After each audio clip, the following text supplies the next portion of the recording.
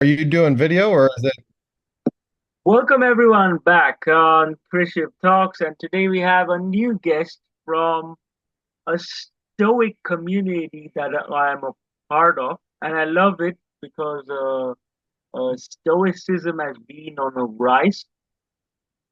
Having said that, today Chris Eden is going to talk about addictions and recovery because this is a very common topic and it's gaining a lot of popularity from the audience. And we are, without even realizing, a lot of us are especially victim to socially accepted addictions. Let me give some examples like coffee, sugar, alcohol, and cigarettes are still seen as bad, but they're still reasonably accepted. But coffee and sugar very harmful on a daily basis, but they are still socially very accepted, so everyone is not shy.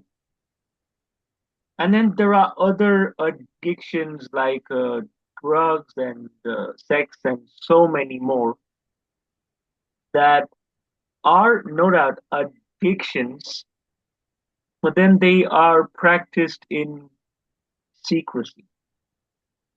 So they can be more harmful because nobody knows about it. At least sugar, coffee, alcohol, people can point out that you're overdoing it. But then there are other addictions practiced in secrecy which just never come out. Welcome, Chris. Thank you. With Thank you, this, Chef. we Good can to be here. begin. Thank you. With this, we begin with a question, simple question. What advice would you give someone starting their recovery journey from any addiction, whether it's the secret addictions or whether it's the common ones, coffee, alcohol, sugar? Um, so I kind of speak from not kind of, I speak from experience. I have been addicted to many things from alcohol to porn to caffeine, sugar. Um, yeah, we'll just stick with those for now. And it's all the same.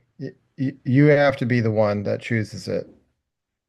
You have to be the one that says, "Hey, this isn't working out for me." And sometimes it takes a long time to actually notice, but the first step is admittance, admitting that you need a change in your life.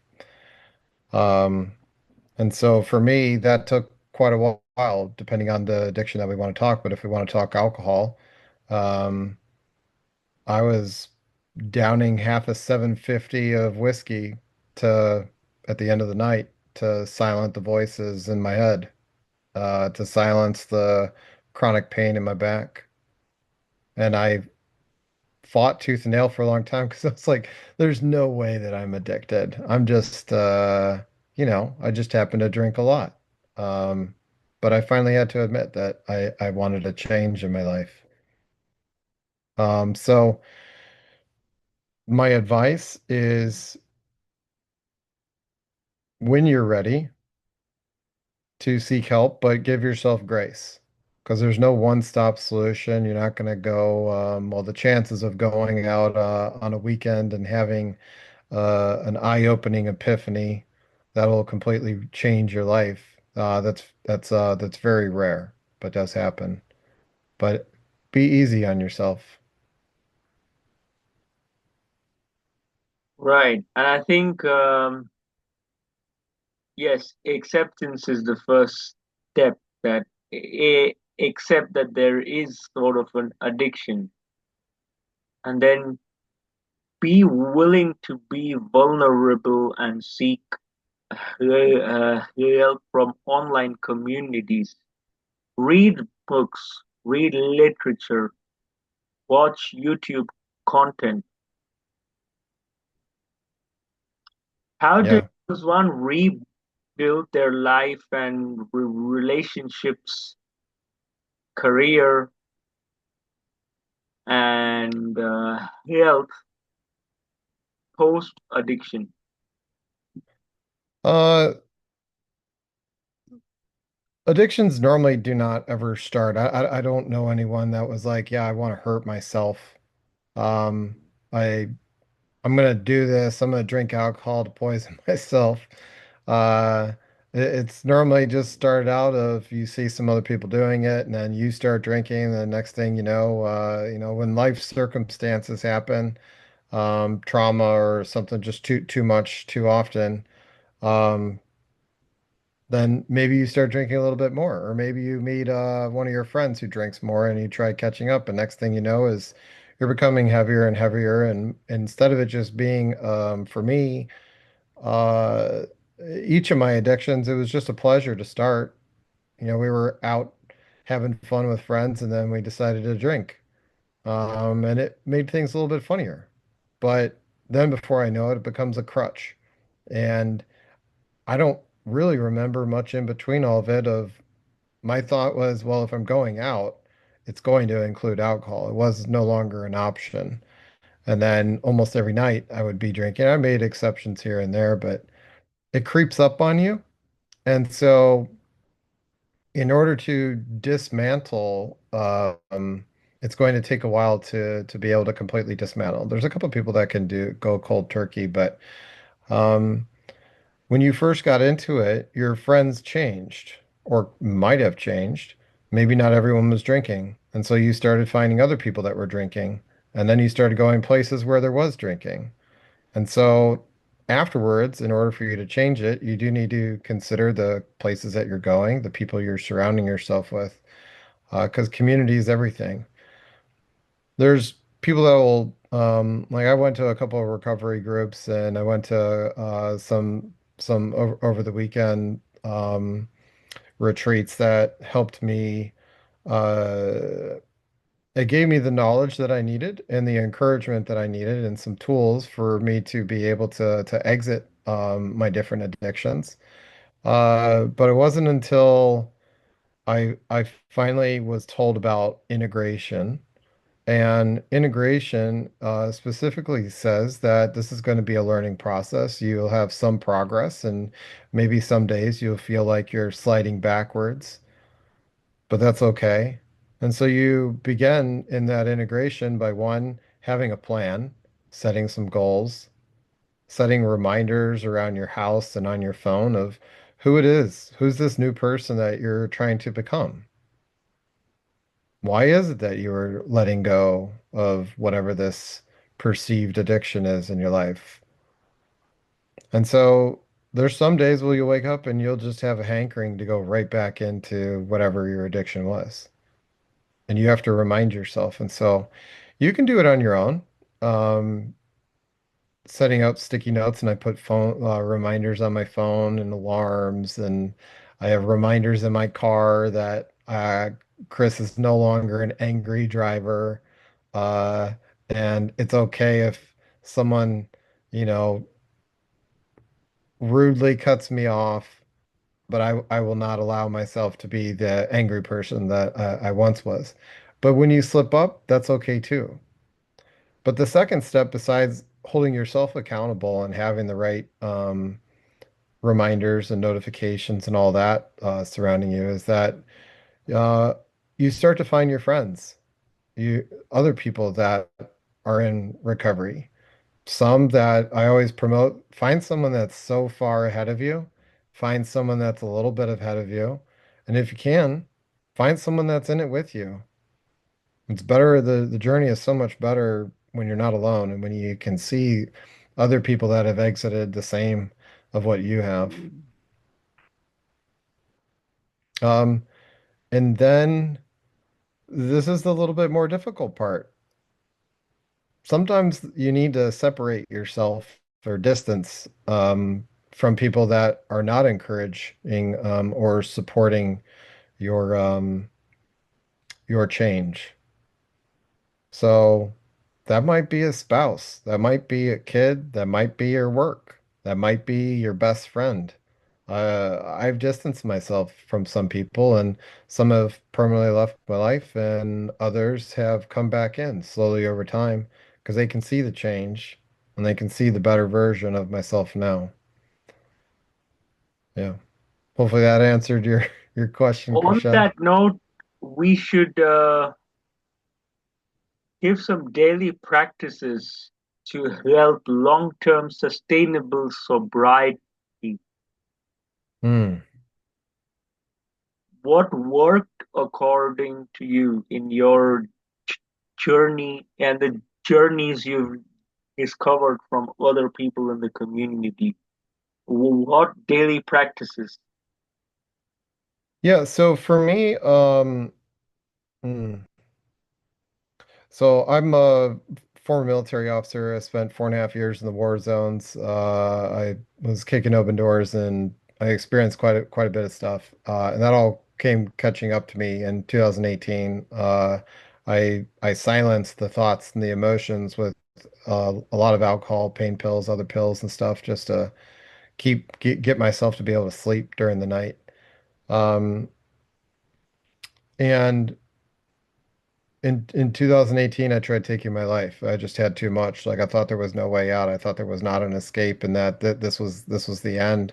And I didn't want to live another 50 years on pills and hangovers and just it was not how I imagined life. And I knew I wanted to change. But after I woke up after the suicide attempt, these questions started coming to mind. Is like, how did I get here?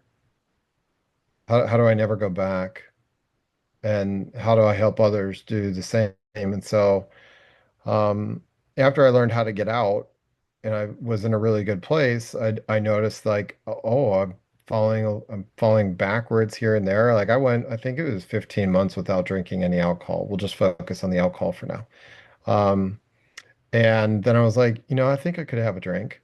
And I had a drink, and then a couple months later, I had another drink, and then all of a sudden, I'm like, oh, this isn't doing much. And so here I am, pounding back 4, 5, 6, 7, 8 drinks. And I was like, oh, no, we're not gonna allow that. I thought, maybe I could just go back to how I originally drank alcohol is maybe it's just a glass or two, kind of take the edge off a little bit. That's what I convinced myself. Um, but yeah, then I pulled back off. I went back into sobriety and I tried it again. But when I came back in this time, I said, all right, we're going to set up a little bit better parameters around this. And this is where stoicism pops in because when if you just wake up in the morning and you think, oh, I'm gonna go accomplish the world, I'm gonna go reach my goals, you're sadly mistaken. You might be able to have a few days, a few months, a few years of your life where you can just wake up and wing it and hope that everything falls into place. But the greatest success of the people that are that have a history of success in the world of Fortune 100 CEOs, the Olympians, the special forces, uh, I can, some just a lot of the most successful people, they have structure in their life the day before or the week before. Some of them they try and scope out their entire week ahead, and so they think, hey, this is the person that I am now, but this is the person that I want to become. What is it going to take for me to do this week in order for me to get there? And so they game plan and they think of, who am I in 5 years? Who am I in 2 years? And they structure their week off of that. And so when you wake up in the morning, I don't know how everyone else in the world sleeps, but I might wake up and have a horrible attitude, a sad mood, and I might be like, "Oh, look at me. My back hurts. I've got so much on my calendar." And I'll just wake up being negative, or overly hard on myself. And if I'm in a negative mood, I'm not going to be able to execute all of my stuff, and then I'm going to seek comforts. Um, And so when I wake up, before I go to sleep, actually, we'll start there. I remind myself of who I am. And when I wake up, I also remind myself of who I am now and who I am becoming. So then I can go and I can execute the day, even if my back hurts, even if I have a monster schedule, even if I'm in traffic and someone cuts me off. I know who I am and who I am becoming. And that sets the difference is you begin to wake up with a purpose every day that you defined, not anyone else. And so that's the beauty of Stoicism is that constant reminder of know thyself and plan. It just doesn't fall into place. A little bit of structure is good. Um, Too much, I would argue, is not.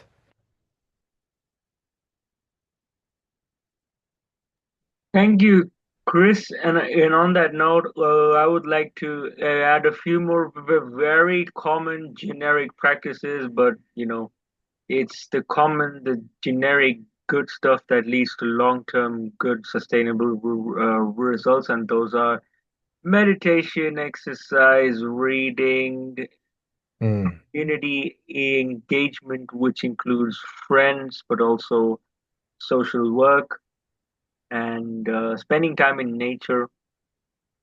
These are some things you want to consider, and if you have watched till the end, then this is the bonus that you have already got. These are the common good habits. Writing, also journaling, all these are great habits, healthy to yeah, practice. I agree. I use a lot of meditation, a lot of silence, but I also do contemplative ones where you read an excerpt of something inspiring, and then you sit in silence and just kind of think about how that applies to self. A lot of breath work. Breath work helps me through those rough moments of where you have you feel that feeling in your body, those negative or those tense moments, and you can use breath Yes. work. When your head is spinning of all the thoughts, is that the journaling is really helpful because you can kind of start to sort it out. And then having good friends like Krishiv and I've got a handful of people in my inner circle to where I can talk to both a male perspective and then a female perspective. It allows me to kind of see things in multiple lights. Thank you so much for the lovely insights. Now, audience, your job is purely make notes from today's session and focus on execution. Yeah. First, make notes, read them to yourself, restructure your life, and then execute. Mm. Thank you, Chris. Oh, thank you, Krisha.